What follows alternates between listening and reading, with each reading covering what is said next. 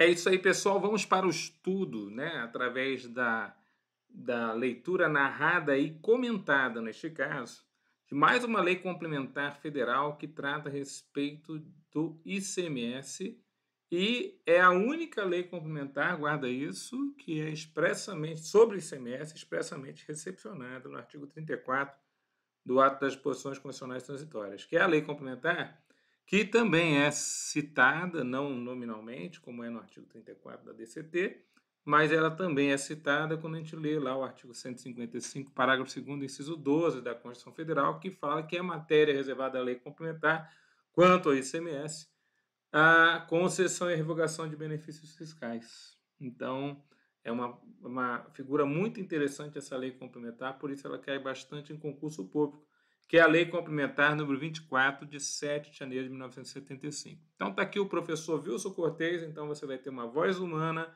uma voz acessível, e eu vou narrar e comentar essa importante Lei Complementar Federal, a Lei Complementar 24/75. Primeira coisa é saber que ela não foi revogada pela Lei Complementar 160/2017, apesar da Lei Complementar 160 também trazer assunto referente a benefícios fiscais, mas é justamente uma remissão, ou seja, um perdão quanto a benefícios fiscais que foram feitos à revelia dessa Lei Complementar 24.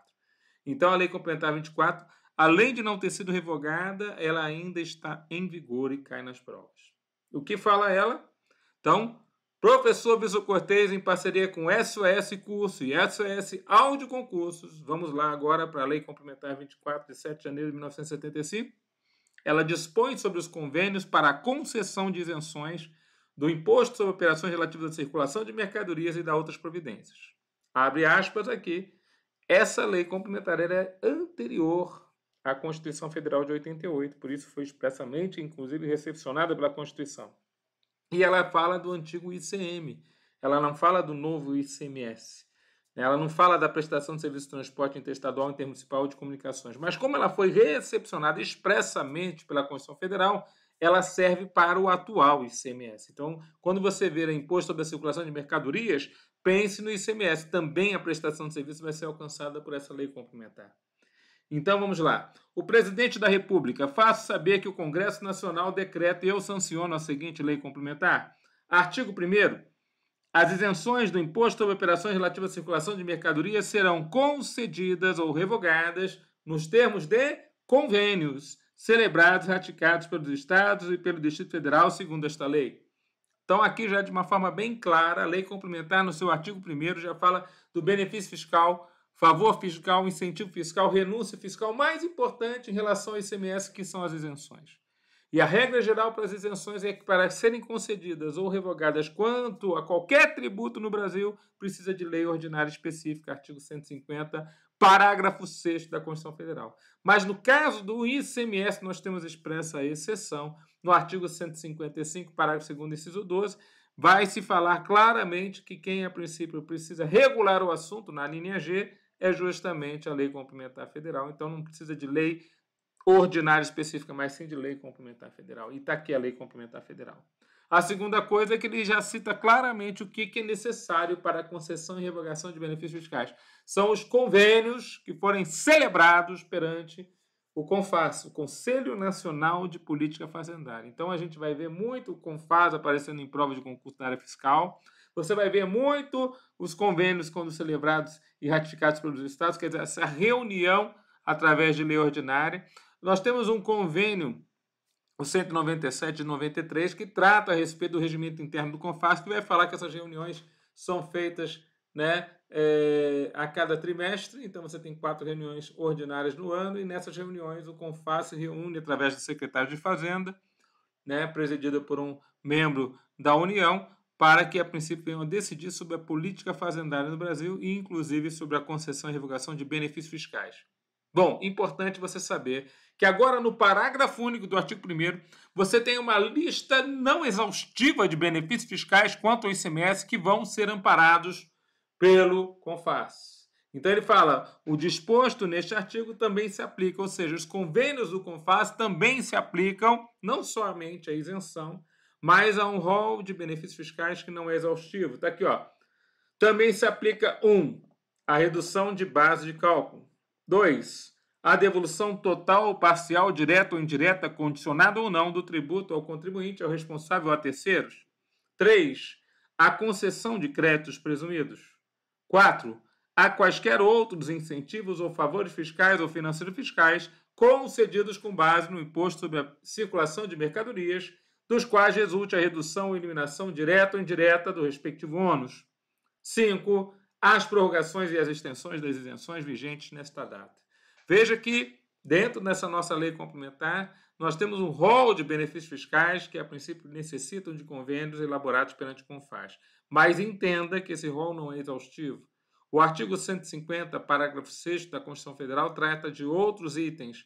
O artigo 1º da Lei Complementar 160/2017 trata de outros também benefícios. Então, nós temos vários benefícios citados, tanto na Constituição como em outras leis complementares.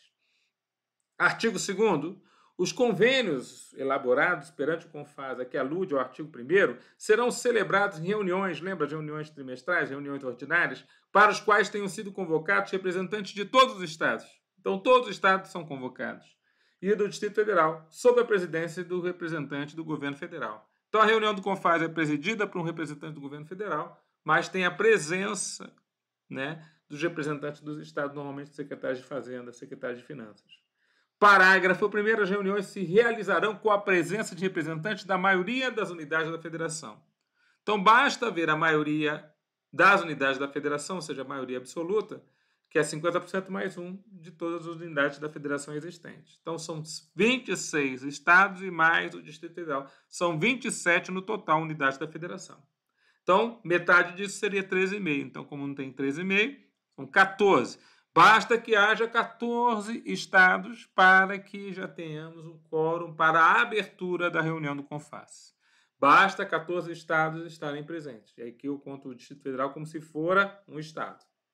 Parágrafo 2º. A concessão de benefício dependerá sempre, guarda agora, isso aqui cai muito em prova, de decisão unânime dos estados representados.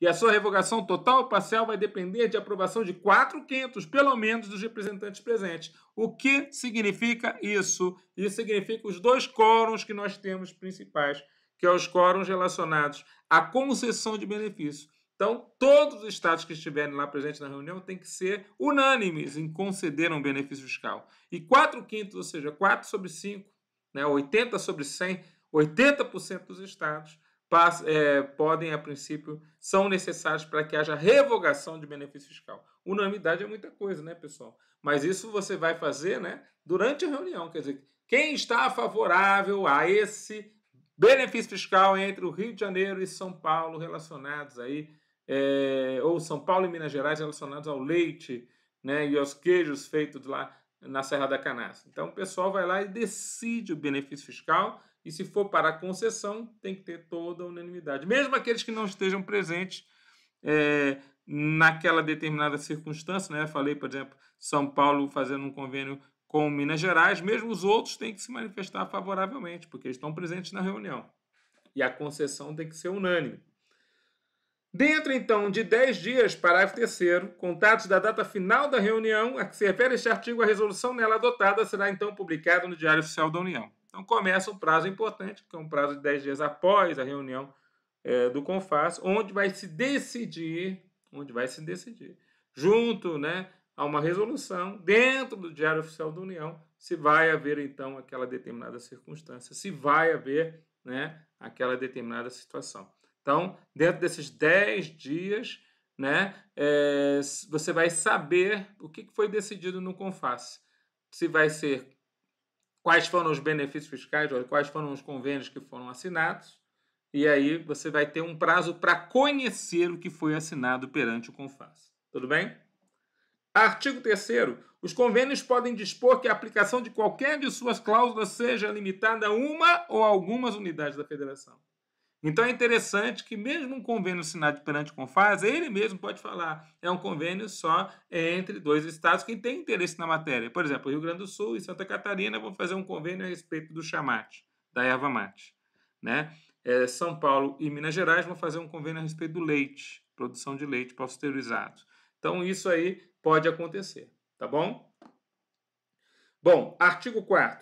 Dentro agora de um novo prazo, um prazo maior de 15 dias, contados da publicação dos convênios no Diário Oficial da União, né, dos primeiros 10 dias, independentemente de qualquer outra comunicação, o Poder Executivo de cada unidade da Federação vai publicar um decreto ratificando ou não os convênios celebrados. Veja, cada unidade da Federação, através do seu Poder Executivo, ou seja, o governador do Estado, vai publicar um decreto estadual que ratifica, ou seja, confirma ou não, rejeita. Aquilo que é confirmado é ratificado, aquilo que é não confirmado é rejeitado. Então, ou ele ratifica ou rejeita o convênio que tinha sido celebrado, considerando-se ratificação tácita. Veja, a ratificação tácita é quando ele, a princípio, falta qualquer manifestação no prazo assinalado nesse artigo. Então, se ele não publicar decreto nenhum, ele aceita tudo que foi assinado perante o CONFAS.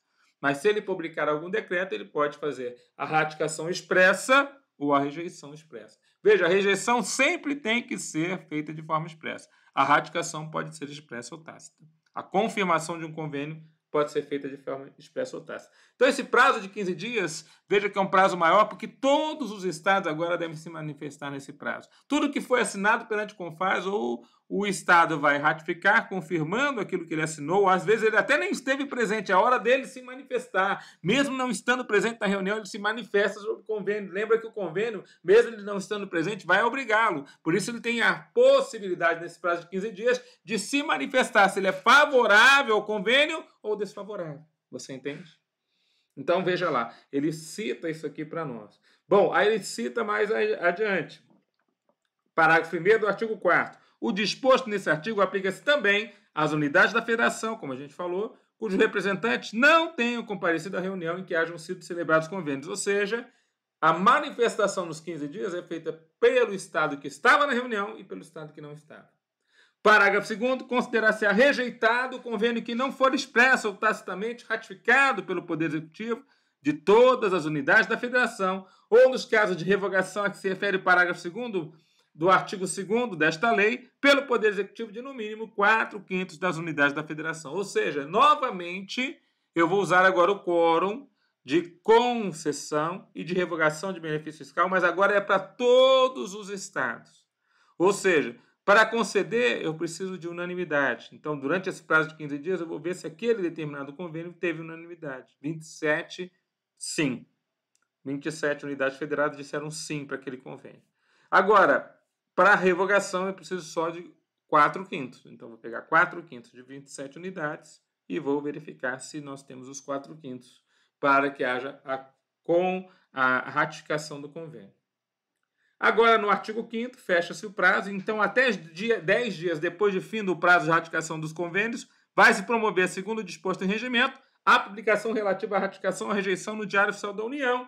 Então, depois de 10 dias, fim daquele prazo de ratificação do convênio, você tem uma publicação relativa à ratificação ou rejeição. Ou seja, a ratificação nacional do convênio ou a rejeição nacional do convênio vai ser publicada em 10 dias após aquele primeiro prazo, segundo prazo de 15 dias. Artigo 6º, agora você vai ter a regra de vigência, ou seja, a partir de quando o convênio vai poder nascer. Vigência é o nascimento do convênio. Então, os convênios entrarão em vigor no 30º dia após a publicação a que se refere o artigo 5º, ou seja, após a sua ratificação nacional, 30 dias após, você vai ter o convênio nascendo para o mundo jurídico. Mas, cuidado, vírgula, salvo disposição em contrário. Muitas vezes o convênio, ele a princípio traz no seu corpo que ele vai entrar em vigor a partir do momento da sua publicação da ratificação nacional. Ou seja, no mesmo momento que ele é publicado, já entra em vigor. Mas isso tem que estar expresso no convênio. Se nada tiver expresso no convênio, 30 dias após a sua ratificação nacional. Artigo 7º. Os convênios ratificados, ou seja, os convênios que tiveram ratificação nacional, obrigam todas as unidades da federação, inclusive aquelas que foram regularmente convocadas. Então, veja, para que haja uma obrigatoriedade da unidade da federação, ela tem que ter tido uma convocação regular. Ela tem um prazo antes da reunião para ser regularmente convocada. Não se tenham feito representar, então, na reunião.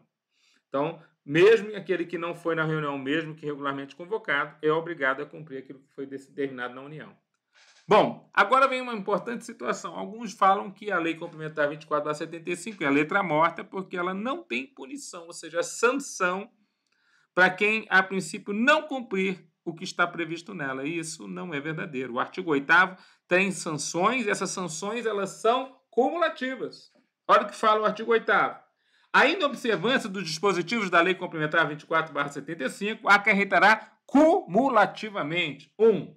Nulidade do ato e ineficácia do crédito fiscal atribuído ao estabelecimento recebedor da mercadoria. Então, é nulo o ato. Então, qualquer ato, foi um decreto do governo do Estado de origem ou uma lei do governo do Estado de origem contrária ao CONFAS, ou seja, que não tem convênio prévio perante o CONFAS, esse ato é nulo e o crédito é ineficaz. Então, a gente vai, a princípio, tirar os dois. 2. A exigibilidade do imposto que não foi pago ou devolvido. Então, se algum imposto não tenha sido pago pelas situações ali presentes ou tenha sido devolvido, essa exigibilidade vai ser, a princípio, vai ser cobrado novamente esse tributo. E a ineficácia da lei ou ato que conceda remissão, aqui o perdão do débito correspondente. Então, é ineficaz a lei que faça remissão ou o ato que conceda remissão do débito correspondente. Além disso tudo, que está no inciso 1 e 2, o parágrafo único traz novas situações de sanção. As sanções previstas neste artigo poderão acrescer a presunção de regularidade das contas correspondentes ao exercício, a juízo do TCU, Tribunal de Contas da União, e a suspensão do pagamento de cotas referentes ao Fundo de Participação, ao Fundo Especial e aos impostos referidos. Aqui o texto anterior da Constituição Federal. Veja que as sanções elas se estendem, inclusive, quanto aos municípios, da parcela de 25% que eles recebem do ICMS. Eles não podem abrir mão dessa parcela. Então, é vedado, artigo 9º, é vedado aos municípios sob pena das sanções previstas no artigo anterior. Então, eles também estão sujeitos às sanções do artigo 8º, concederem qualquer dos benefícios relacionados ao artigo 1º, no que se refere à sua parte, à sua parcela da receita do ICMS. Artigo 10. Alguém pode perguntar para você, pode um Estado estabelecer de forma unilateral um benefício de anistia, um refis, um refinanciamento?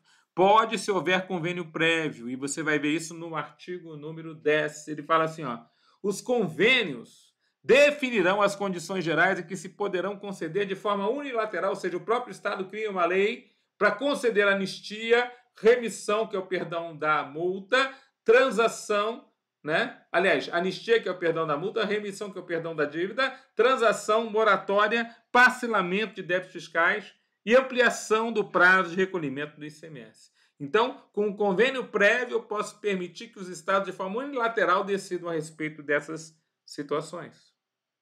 Artigo 11. O regimento das reuniões de representantes das unidades da federação será aprovado em convênio. O convênio é o 197 de 93.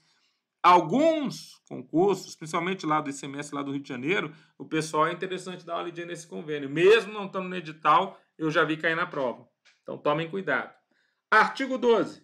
São mantidos os benefícios fiscais decorrentes de convênios regionais e nacionais vigentes à data desta lei, até que tenham sido revogados ou alterados por outro. Parágrafo 1º. Continuam em vigor os benefícios fiscais ressalvados pelo parágrafo 6º do artigo 3º do Decreto-Lei 406, de 31 de dezembro de 1968, com a redação que lhe deu o artigo 5º do Decreto-Lei número 834, de 8 de setembro de 1969, até o vencimento do prazo ou cumprimento das condições correspondentes. Parágrafo 2º. Quaisquer outros benefícios fiscais concedidos pela legislação estadual considerar-se-ão revogados se não forem convalidados pelo primeiro convênio que se realizar na forma desta lei, ressalvados os concedidos por prazo certo ou em função de determinadas condições que já tenham sido incorporados ao patrimônio jurídico do contribuinte. O prazo para a celebração desse convênio será de 90 dias a contar da data da publicação desta lei. Parágrafo 3º. A convalidação de que trata o parágrafo anterior se fará pela aprovação de 2/3 dos representantes presentes, observando-se na respectiva ratificação este quórum e o mesmo processo do disposto no artigo 4º. Nós temos agora uma alteração importante lá no CTN, que mudou o texto do artigo 178 através da Lei Complementar 24. Lembrando que o CTN é lei ordinária, mas tem força de lei complementar e deve ser alterado somente por lei complementar. Então, o artigo 178 do CTN passa a vigorar com a seguinte redação. Artigo 178. A isenção, salvo se concedida por prazo certo e em função de determinadas condições, pode ser revogada ou modificada por lei a qualquer tempo, observado o disposto no inciso 3 do artigo 104. Lembre-se que o texto anterior era ou. Agora, são duas as condições para que a isenção não possa ser mexida ou não possa ser revogada. A isenção se torna irrevogável se for concedida por prazo certo e, antigamente estava ou, em função de determinadas condições. Então, o texto aqui mudou o ou pelo e. Artigo 14. Tomem cuidado com esse artigo. Sairão com suspensão do ICMS. Por que eu falo tomem cuidado? Porque muitos estados não usam suspensão aqui nas remessas entre produtor e cooperativa de produtores, ou cooperativa de produtores para a cooperativa central, ou federação de cooperativas. O que os estados fazem normalmente é o fenômeno do diferimento, que é uma hipótese de substituição tributária. Mas, por exemplo, Santa Catarina usa a literalidade que está descrito aqui. Então, ó, sairão, artigo 14, com suspensão do ICMS. 1. Mercadorias submetidas pelo estabelecimento do produtor para estabelecimento de cooperativa da qual faça parte, situadas desde que situadas no mesmo estado. 2. Mercadorias remetidas pelo estabelecimento da cooperativa de produtores para estabelecimento no mesmo estado da própria cooperativa, de uma cooperativa central ou de uma federação de cooperativas da qual a cooperativa remetente faça parte. Parágrafo 1º. O imposto devido pelas saídas mencionadas nos incisos 1 e 2 será recolhido pelo destinatário quando da saída subsequente esteja esta sujeita ou não ao pagamento do tributo. Ficam revogados incisos 9 e 10 do artigo 1º da Lei Complementar 4 de 2 de dezembro de 1969. Agora, tudo que você leu comigo até agora não funciona para uma parte do território brasileiro. Qual que é essa parte, professor? A Zona Franca de Manaus. A Zona Franca de Manaus tem decreto-lei próprio que trata a respeito do assunto. E o que acontece? O artigo 15 ele deixa claro, ó, o disposto nessa lei, ou seja, todo o regramento de convênios assinados perante o CONFAS para que se possa conceder ou revogar benefícios fiscais quanto ao ICMS, não se aplica às indústrias instaladas ou que vierem se instalar na Zona Franca de Manaus, sendo vedado às demais unidades da federação determinar a exclusão de incentivo fiscal, prêmio ou estímulo concedido pelo Estado do Amazonas. Artigo 16. Esta lei entrará em vigor na data de sua publicação, revogadas as disposições em contrário. Brasília, 7 de janeiro de 1975, ano 154 da Independência, ano 87 da República. Ernesto Geisel, Maria Henrique Simons e João Paulo do Reis Veloso. Pessoal, então, o professor Wilson Cortez, querendo que você cada vez mais entenda e capte a matéria importantíssima para a sua prova da legislação complementar que trata das normas gerais a respeito do ICMS em todo o território nacional. Professor Wilson Cortez, em parceria com SOS Curso e SOS Áudio Concurso. Fiquem com Deus e até a próxima.